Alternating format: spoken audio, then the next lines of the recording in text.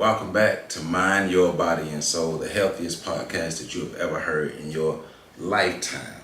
I'm Joseph Ward, and I'm here with another special interview. I know I say that all the time, but I say that for a reason because the people that I be interviewing, they're special and they're significant to our Tallahassee community. So today is going to continue with that theme. Remember, we are the healthiest podcast, Mind Your Body and Soul. So our main goal is to connect our community members to the resources that are in our community and the people behind the resources in the community, connecting the faces to the names and putting everything together. So here I have someone who is entrenched in the community, especially the Frenchtown community, and she has used her talents, her skill, her resources, and all of her efforts and her passion to help make the Frenchtown community and the Tallahassee community as a whole better. I'm talking about no other than Miss Shaye Greenlee. How you doing today? I'm fine. How are you? I am doing good. And I want to say it is an honor and a pleasure to know you, to be an LT classmate with you, and to be able to serve Tallahassee with you, because I know you're humble and all these things here, but we're bragging about you today. You do a lot that you don't have to do. You give a lot of time, a lot of attention, a lot of grit, a lot of effort, and you pour into this community. You pour your heart, you pour your passion, your emotions, and everything into this community. And as somebody who is from Tallahassee, who's been able to see Tallahassee get better because of people like you, I want to first start off to say thank you for what you do and to make my community better. No problem. Thank you. Thank you for saying that. Sometimes you don't really, I don't want to say you don't think people notice, but it's, I don't go around talking a whole lot about what it is I do unless somebody asks, and I'm always like, but I really do appreciate that, because it is a lot, even though I probably wear it a little better than than people can see, but I truly, I love Tallahassee. I've been raising my daughter here, and it's a pleasure and definitely an honor to be the LT 41 classmate of yours. Yes, thank you. So before we get into all that, just who is Shaye Greenlee, and what spurred you to take up the lane in life that you take in the community service angle to make sure that you're giving back to your community? Like, who are you and what inspired you to be this person that you became? I wouldn't say my family. My family is probably like really, really important. Ever since I was a little girl, we've always been really close, and they've always been really supportive. I think a lot of times people, even at a young age, will see things in children and people that they just really don't understand themselves. Right. But my family has truly nurtured that from my mom, my grandma, my aunt, my cousins, both sides, So, and I think they have truly just, I have a really great family. And then now, like, my motivation has been my daughter. Just to keep showing her that, things are possible, to continue to be and help people.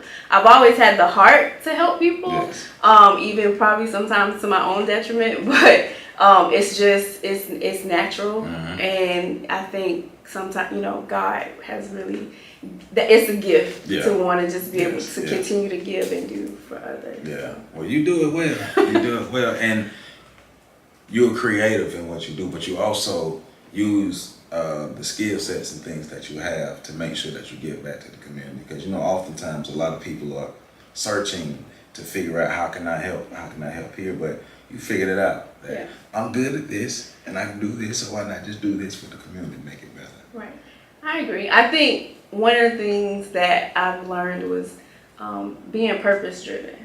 And so a lot of times, even in community service, you can find yourself doing things out of vanity or just just because. But one of the things that I've always enjoyed has been being creative and being business. Yes. So I've been able to find an amazing organization by the grace of God that allows me to consult and give my business ideas and creativity to people, and even activate some of my own ideas as an entrepreneur. Gotcha. So what brought you to Tallahassee? How did you get here? So I came to Tallahassee in June of 2004 as a part of the CARE program at Florida State University. Oh, that's cool. I initially got accepted to FSU, but I wanted to come early, so I was recommended to the CARE program, and I CARE 04. Also a great group of people, some I still keep in touch with. But Florida State brought me to Tallahassee. Gotcha. Now, what's interesting is I'm actually going to be teaching a class for the CARE program tomorrow. Oh, wow. So shout out to Miss Keisha and everybody at the CARE program, because they're doing an excellent job over there. We've been doing classes for them for a while. Okay. So I like that, because you never know how people and things are connected. Yeah, full circle. Okay, and so Florida State brought you here, and what made you stay? So initially I didn't. I came, I had my daughter my junior year. Okay. I left for a semester, came back with her, and that summer of 2008, I actually went back home to Orlando. And it was a really rough time for me. I think sometimes we think we're supposed to do things. One of the things that I just did because I wanted to do was I left Tallahassee. I left summer of 2008, but I came back in January of 2010. And I've been here ever since. And wasn't a easy path. It was a lot. A lot of the resources that we experienced in the LT program, like going to Career Source, like I benefited from a lot of those programs. Because even though I went to Florida State, I can't tell you I took full advantage of the resources that was available to me. But I think my time in the community and trying to figure out like how to get through this has helped me become the resourceful person that I am, because I refer those same resources to people that come to our office. So so I came back because I wanted to get another degree, and I felt safe here. Orlando was it was a lot for me, and I just didn't think I was supposed to be there. Gotcha. Yeah. You never know like the overall details of your purpose, and like you said, you'll have an idea in your head of, I want to be here, I want to do this, all these things, but then life is like, nah, that's not happening. Not doing that. And my family was in Orlando, and I was like, they need me back, but fortunately they've all moved here, so it's kind of a full circle. And I feel complete that I do have a lot of my family here. My baby. You got the support that you need. Yes. Okay. And so, how did you become affiliated with Community Business Services? Okay. So, being very transparent. So when I came back, I enrolled back at FSU, and it was kind of safe because that was like the last year of their graduate housing program.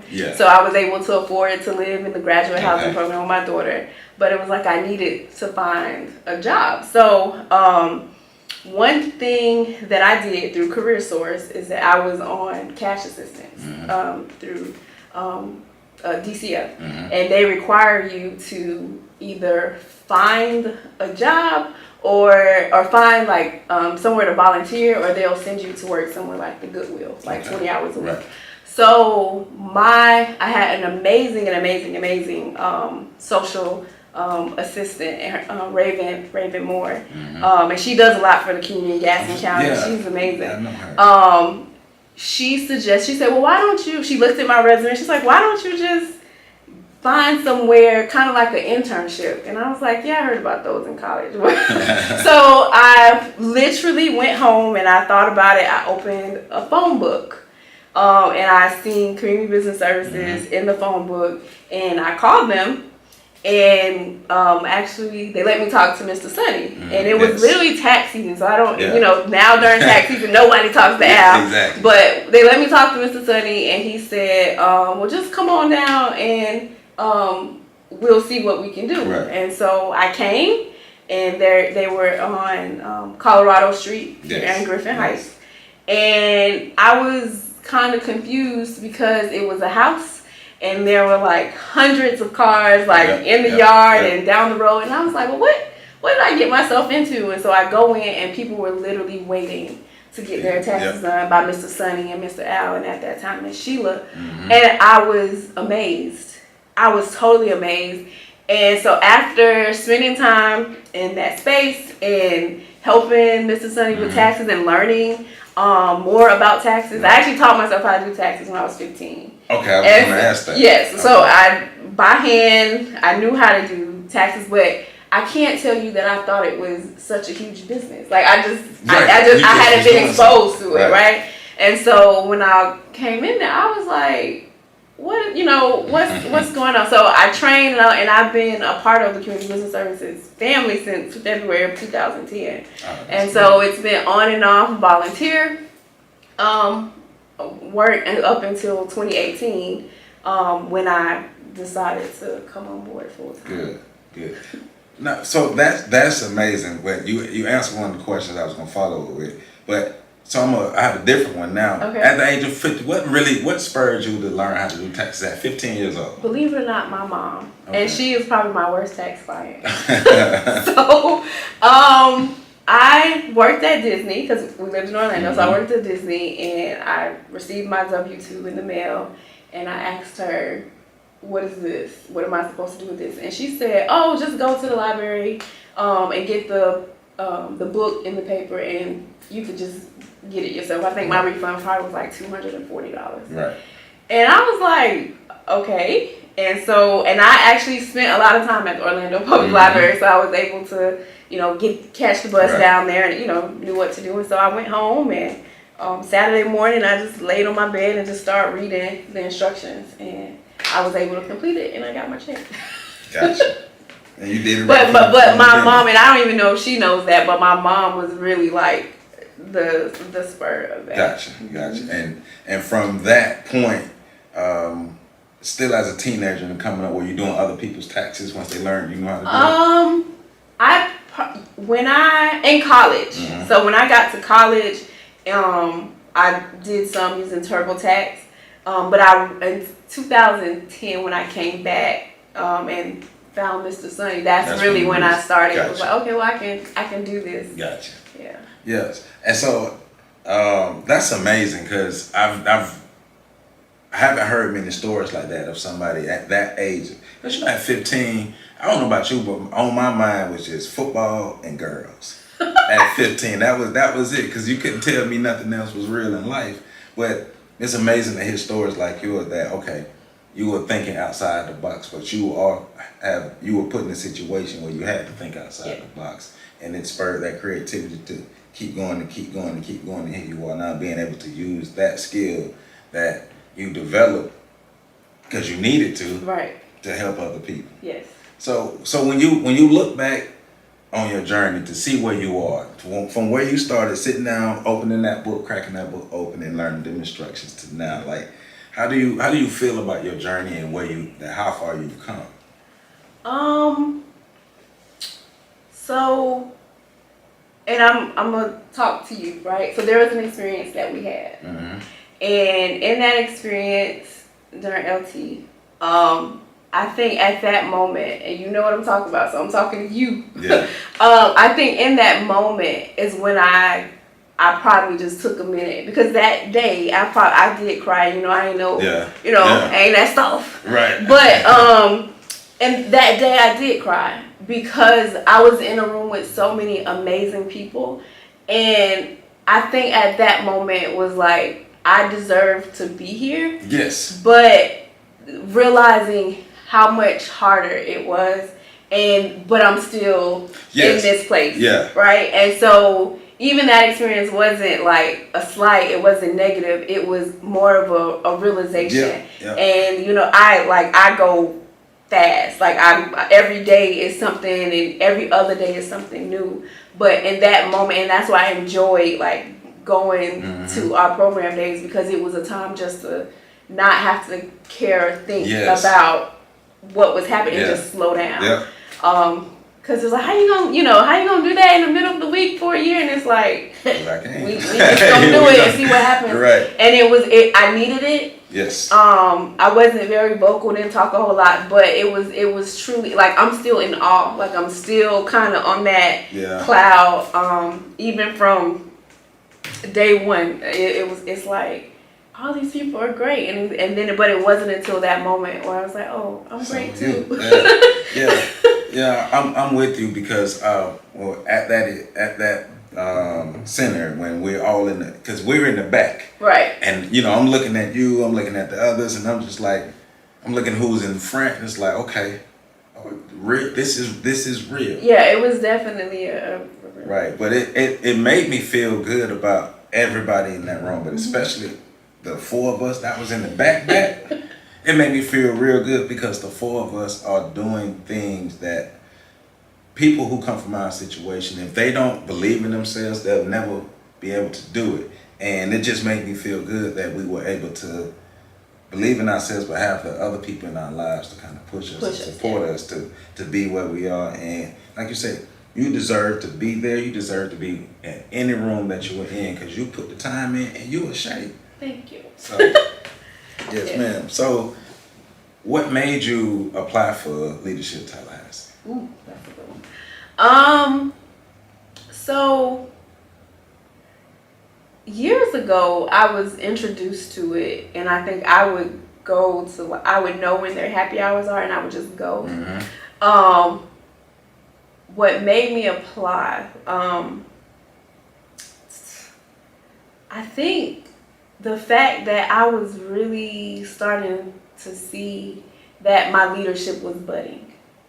I have some great mentors, Sharon, James, Laurice Thomas. They are amazing.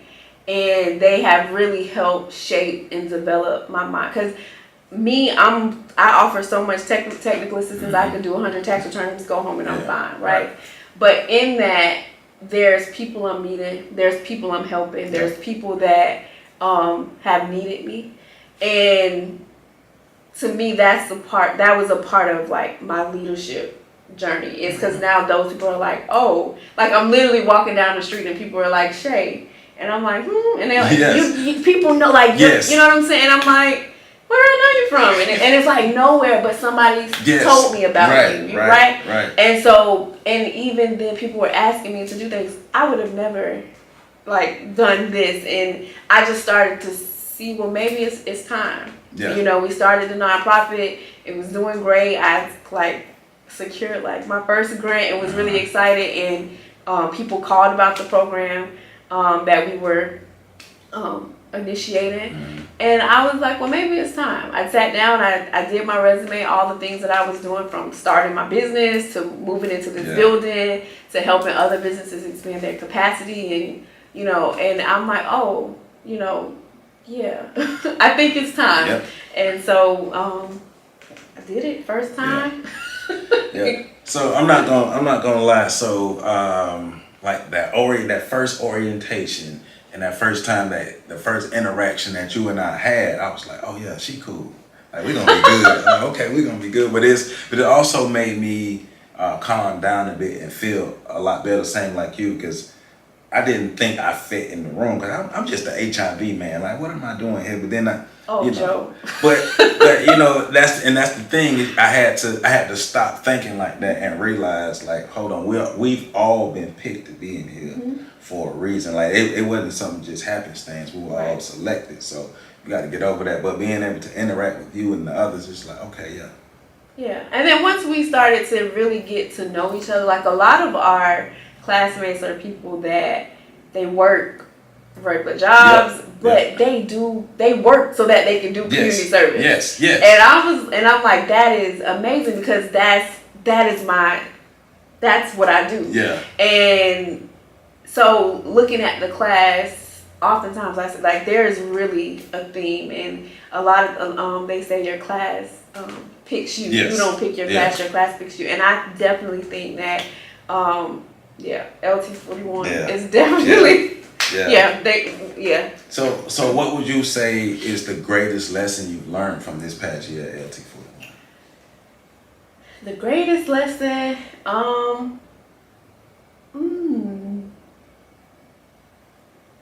pretty much is everything has purpose. Even if it hurts, even if good, bad, and indifferent, people, everything has purpose. Your journey is really order. It's very intentional. Yes. And when you decide to be intentional, like you get to experience the fullness of it. Yes. And I can literally, it's like I was just, it's, of course, it's my birthday month, and it's like, but I feel every day, I feel like it's my birthday. Because I'm celebrating. I'm celebrating with friends. I'm celebrating with other community leaders.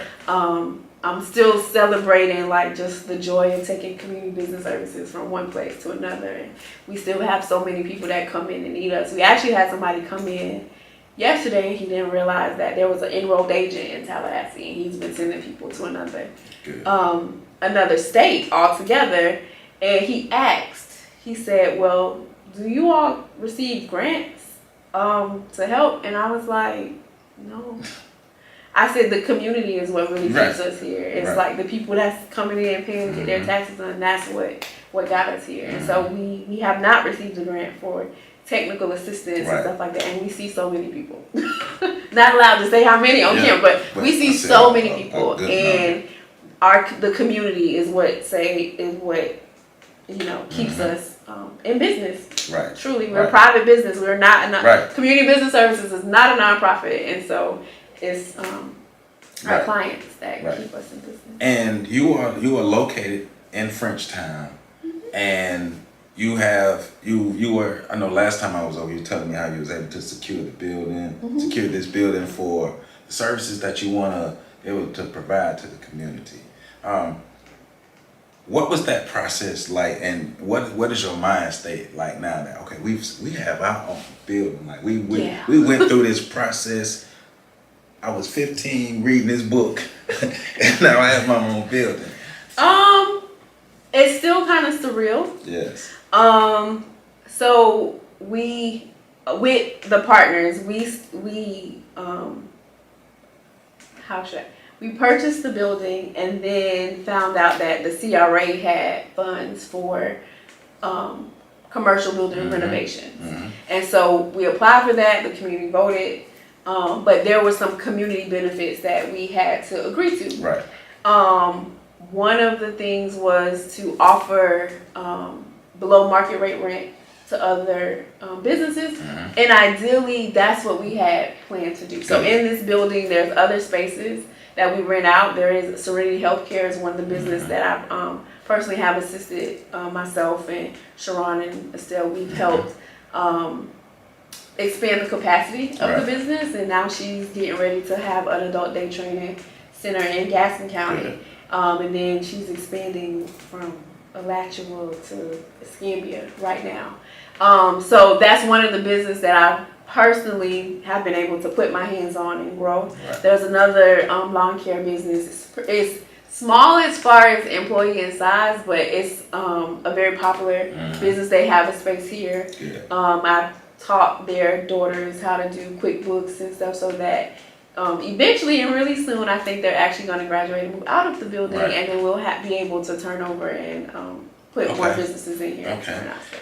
So that reminds me when we did the LT Day, we went over to Innovation Park, and they were showing like the innovation labs that they want to do what you're doing now, giving people a space to grow their business. And so you hear that she's helping people grow their businesses, giving them a space to grow their businesses. What more can you ask for, right? but that's exactly what I'm talking about. That's exactly why I wanted to interview you, so more people can understand what you're doing and what your total agency and your company is doing for this community in the Frenchtown community. And what's crazy is, before we met and before the first time I came over, I'm riding by here every day, just riding by here every day, and just not knowing. But I'm glad you were here doing what you were doing, because more people can benefit from it. Yeah, and I think the biggest thing about what we do, because you do have other businesses that are wonderful that do like the Domi Station, and you have other places that are open into rent space, but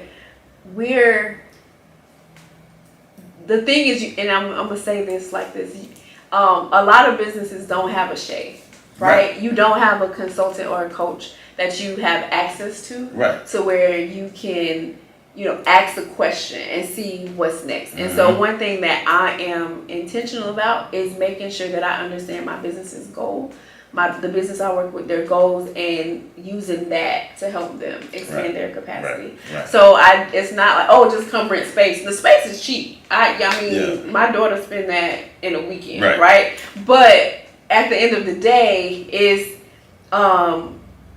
what are you hoping to accomplish, and how can I help you accomplish that? And so a lot of programs are very formal in that regard, and so what you get here is people that are actually vested into what you're doing. And if it's not feasible, or if it doesn't make sense, then I'm not obliged to any organization to force and stand up and, to force you to say I'm in business. If it's not gonna work, let's readjust.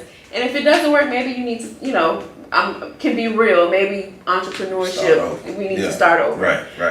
So, because there's a lot of business things that people often forget when it comes to marketing and saturation and stuff like that. And so, I may not present the textbook to you. I may not give you the formal paper, but we're going to have a conversation about what you're really doing. But that's the thing, though. When people are on their entrepreneur journey, one thing I learned is you better be coachable. Like, there's no other word to use but better be. You better be coachable if you plan on being successful. Because there are a lot of bumps and turns in the roads and stuff that you may or may not know about. And if you know about them, do you know how to get past this obstacle? That's where someone like you comes in and help lay out the map, but also how to overcome the obstacles that you may come across. And then one of the things that we do often do is if you're brand new, if you have no idea, you just woke up and say you want to start a business, I send them back to somewhere like the SBDC, or at the FAMU Small Business Development Center, or I've sent new businesses to chambers. I love what the work that the chambers are doing here. They're very intentional about what they do. Because I can't help everybody, and I'm real about that, but I can hear your story and give you the resource and send you to the resource that you need. And I think one of the biggest things is people get intimidated when it comes to business and consulting because of maybe pricing and affordability, but truly Community Business Services has been in this community since 1968. If you come in and you have a plan and I can help you with your idea, I typically don't charge you to talk.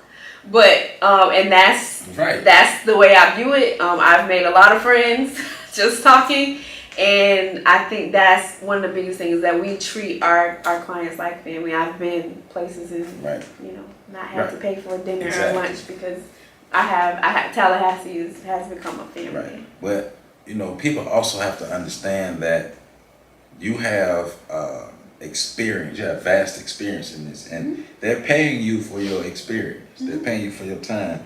And if you're going to start a business, it's going to cost. And if you need coaching, it's going to cost. Especially if you want good coaching. If you don't just run the mill shade tree stuff, you're going to have to spend some money to make some money. And if you're not willing to do that, like you said, you might not be ready for entrepreneurship. So one of the things that we've shifted to is because I'm training other people, because our clientele is very large, and our businesses are really great, and I want to be able to offer something a little bit more tangible than just the conversation. So some of the things that we have started is we create either one-page plans or business plans, and then we do charge for those if I actually have to do something.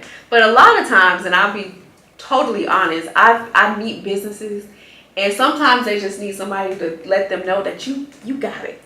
You don't need me. And I can tell you what you do need, but I'll be completely honest, I have this amazing general contractor that I do taxes for, and he wanted me to teach him how to do his bookkeeping.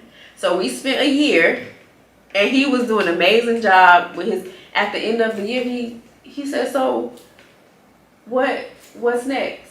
I said, your taxes. And he said, well, what about the bookkeeper? I said, you did it. I said, it's over, it's done. Mm-hmm. And he's like, so I can do this myself. I said, you can. But you have to give yourself the try, yourself the opportunity to do it. Now, I'll take your money all day. But I think, and a lot of people don't believe me when I say this, I prefer not to, because I really don't need nothing else to do. Well, but that's honorable. Yes. But and so now he's now just a tax client, because that's the part people don't want to touch. Right. But when it comes to that day to day, I'm operating my business. Right. I know where my transactions need to be categorized.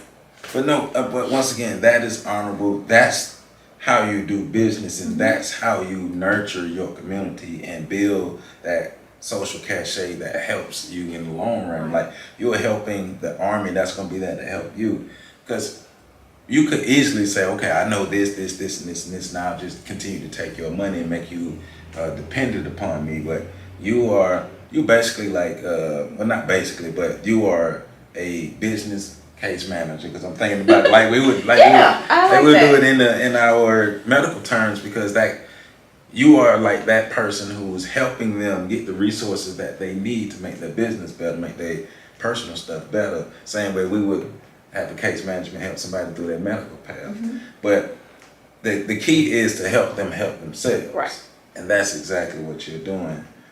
One of my students actually put that as evaluation. So I also teach at FAMU. Okay, yeah, I remember you telling me that. So I teach in SBI. Mm-hmm. I teach financial accounting and cost accounting. Okay. And so just last week I was able to see what they, said about me. They did their evaluations. A lot of times students don't do those. Mm-hmm. And so, but this semester it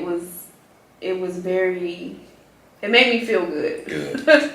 And that was one of the things, like, she'll help you as long as you help yourself. Like, and a lot of times, one of the things that I make sure I say is, if you come to me with a problem, I'm not coming up with the solution. You tell me what the solution is. You have to go home because something happened. So what do you think we should do so that we can so you can get this assignment in? Right. And so that's been my approach, and just making sure that they truly understand it. Very intentional about that, and so to be able, again, like you said today, about how I operate, but hearing it, having somebody realize, oh yeah, she was, that way, it makes me feel good, because that's how I operate. I want to be intentional about it. You're helping people become better, and that's really what you signed up for. So you're walking in your purpose. You high stepping in your purpose right now. So Lord. But receive all of this. Receive all of it, because you've earned it. You've put the time in, and you've taken the steps, and you've earned all of this. So all the praise that comes your way is deserved as well deserved. Thank you. I appreciate that. So you, in addition to helping people in this capacity, you are also affiliated and in other capacities in other organizations, and helping entertainment come, and just helping different things come to the Tallahassee community to make sure that we have things. I grew up here. On the weekends, we waited till the evening and went to AMC. Okay. Right? Because it wasn't too much to do. Mm-hmm. But how did you get involved in helping, like, some of these different musical events or some of these other events? How did you get involved in helping these things come to Tallahassee? So the organization, co-founded by myself and Sharon James, is North Florida Community Development Corporation. So our mission, because we're both innovative, creative women, our mission is to continue to find innovative ways to address root causes of poverty. So our flagship program for the organization is the Impact Feeding Program. So we have grocery kiosks that we place, and wherever they are. The first one was at a early childhood development center or daycare, and we provided meals from a grant through the CSC, provided meals for a family for about 6 months, or for families for 6 months, and we had the food delivered from Frenchtown Neighborhood Association. So when we talk about innovation and creativity, The resources in our community are already here. They're already available. And so what we did was we took our business acumen and we applied it to this social entrepreneurship type thing. So we connected those dots and said, well, let's do that, right? But when you have a mission like that, when you want to feed people actually fresh, healthy, nutritious, cooked food, somebody has to pay for that. Yes. So ideally, it was like, well, how do we continue this mission and not go broke personally, right? Exactly. So, one of the ways that I thought was creative was to host events. And to be honest, as we go along here, they all won't be musical events. Right. I have one in the works and it's really making me excited, but I can't talk about it yet. But it's not a musical event. And so we have the experience of other friends who have nonprofits that we partner with. We have the experience of our executive director, Laurice Thomas, who's been in the business a long time with event management and planning. And so creativity, also being able to take business owners and say, you do this well, let's do this. We did that same thing with our team and the people around us and say, hey, you're good at this. Let's execute this. So it just so happened to be entertainment. It happened to be event planning and management. And so we we were asked to assist. The idea was presented to us, oh, we should do a concert this weekend on, there's not a whole lot going on. What could we do? So our team got together, put our resources. I mean, we dug deep. Yeah. And the person came back and said, well, this is what I can do. Right. And we presented it, and it just kind of... I had a good time. I was out there grooving. I had a real good time. And I mean, 50 year hip hop, it was like, it was very, I don't want to say rushed, but kind of last minute, because, the year's kind of ending, and, you don't want to say 51 years. So we, with the team, Doc D, Greg James, we really pulled it off, and I think the event was highly successful, and truly appreciate those for partnering and those that supported it. Yeah. We still have shirts. I'm gonna put it on the website so people can buy it. We a lot of times all the logistics didn't get hashed out because we took it from Anita Favors to Cascade in 6 days. Right. So what's next for Shaye?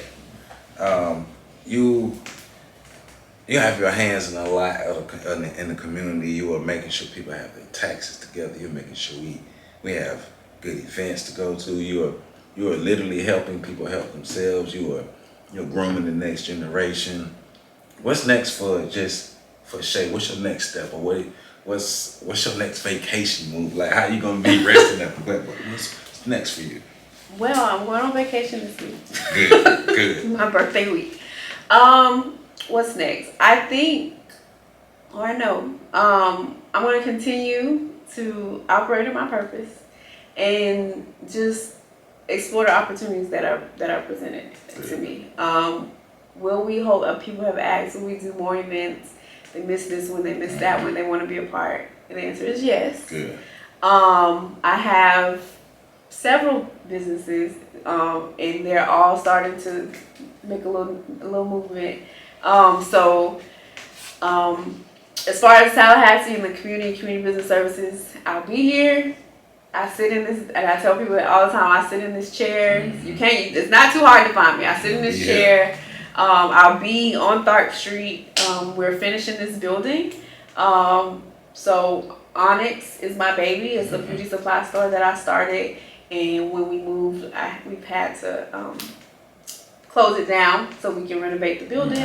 So I'm going to continue to work on that project, completing the building, and then the ultimate goal for me is to create what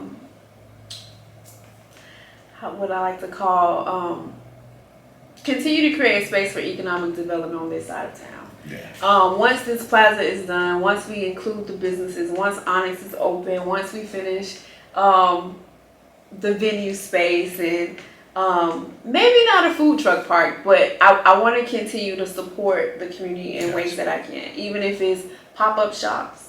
I love Frenchtown Neighborhood Association or Frenchtown Neighborhood Improvement Association and what they do with the farmers market. Yes. I want to support that in some way, but I also want on this side right here continue to support the businesses and the people that come right here to between Griffin Heights and Frenchtown. Right. And we want to, as Joseph Ward, but also as Neighborhood Medical Center, want to make sure that we can support you and what you have going on, because you serve the people that we serve. Absolutely. And the things that you take care of with these people, if that's not taken care of, they're not thinking about us. Right. And so we understand that. We have no ego about that at all. You are high on that pecking order, because if I can't get this done, my health is gonna go to the back burner. And I always encourage people, especially January through April. And I'm gonna be real honest about this. If I order something from a mobile vendor, don't charge me a delivery fee. Why? Because by the time you get here, you're probably gonna sell out January through April, right? So because our office is packed, and I also encourage other organizations like Neighborhood Medical Center, take that time to come down here. Not too many politicians, don't need that, but community organizations, because this is where your community is coming. Believe it or not, we in this building we have a home health care business. We wrote a safe at home program that we're really trying to get funded and launched, because what we do as far as health care goes, if somebody lives in the home and it's not clean or habitable, we send out people and we pay for it to help clean or help whatever that need is. If you need a rent, but we want to try to continue that resources. We've done some. We've used our home health care aides, but as you can imagine, like that kind of thing needs to continuously be funded. So I will spend this summer doing what I like to do, which I don't have much time to do, is find grants and applying for them for those programs that I specifically operate. Yeah, but you are correct. Like when you have these people here, we got these free services. We can pull our mobile unit up, put a tent up, and be here. We're gonna do that. We're gonna do that. And we've even talked, once we finish, I know you see these little blue lines here. We've had ideas for small concerts outside in the parking lot. We have parking and stuff like that. But that's another thing we're gonna talk to you about that too, because we have ideas on our end that we want to do, and I think we could help each other out, and we got some funding potential too for this. So yes, we. I want to be. I do this under North Florida because the funds that we do receive, it goes back initially to our flagship program, which is to continue to feed people. And so even if we're short, that's the thing that really hooked me with that, because that's part of our overall mission too. I know I do HIV/AIDS, but I'm a person who give people resources all in one, because like I say, you have to take care of this before you get to this. So we've been able to partner with Second Harvest to have our monthly food drives, and we're trying to have more things going on like that. But if we're getting involved into something and the overall outcome is to make sure people have food on their table, where do I sign up? Like that's something we have to be involved in. So we're gonna be doing a lot of stuff. And Serenity has some great things coming. Apprenticeship programs for our home health aides wanting to become CNAs. Helping people with the agencies of persons with disabilities, the adult day training program. And so a lot of that is housed here. And so right now we're completing the things that are important, making the building safe, making it habitable for new businesses. We also have a pharmacy that's interested in coming on this side of town. So we're doing that. We're putting our resources behind that so that we can welcome those things. And this, I'm ready, Joe. Because I have a whole neighborhood of disabled adults who can use that service. We're gonna put together a little resource fair. We're gonna pull up on these people. Let's do it. You got me excited. Let's do it. But that's why I wanted to do this interview, because I knew you had this stuff going on. I knew that you were a great person, a special person, somebody who's bringing all this and making this community better. But I want other people to see and other people to recognize what we see in the person that we were able to fall in love with this past year. Like I say, you are quiet, but you are that person who, you know, once you like that flower. So once you get to know the flower opens up, and then you get to learn all the different layers of the flower. But that's what makes the flower the flower, and that's what makes you. Because once they get to know you and realize that's Shaye, that's why I be like, that's Shaye. And because you're a great person, and I appreciate, like I said again, I appreciate everything you're doing, how you make this community better. But the passion behind it, like hearing you talk about it and getting excited more as you talk about You it. probably never heard me talking about it. Man, I love it though. I love My it. LT speech was 30 seconds. I know, right? I know, right? But even in that, you said a lot without saying a lot. And I would just sit back, especially when we were at the Boys and Girls Club, and you was like, I don't like to talk a lot. But I'm like, you're not saying a lot. But I'm saying you are saying a lot and not saying a lot. But Shaye Greenlee. Shaye Thank you. Greenlee. Thank you. No problem. I appreciate you. You are a gem. I appreciate you, and we got a lot to do in this community, and I'm gonna look forward and be excited about working with you. And that's why we do what we do. So, the link to all her websites and everything she's doing is in the description. Contact information in the description. Make sure you check out the websites. Make sure you learn about the resources in our community. And we're on Tharp Street. What's the address here? 1211 West Tharp Street. 1211 West Tharp Street, across the street from the Goodwill, around the corner from the Shell gas station when you come off of Tharp Street, when you come off of Old Bainbridge rather. Not hard to find. Turn in, come, do like I did, just pull up and ask questions. You never know what you're gonna learn, but a resource right here in our community, a gem in our community. So with that being said, love you all, and we catch y'all next time.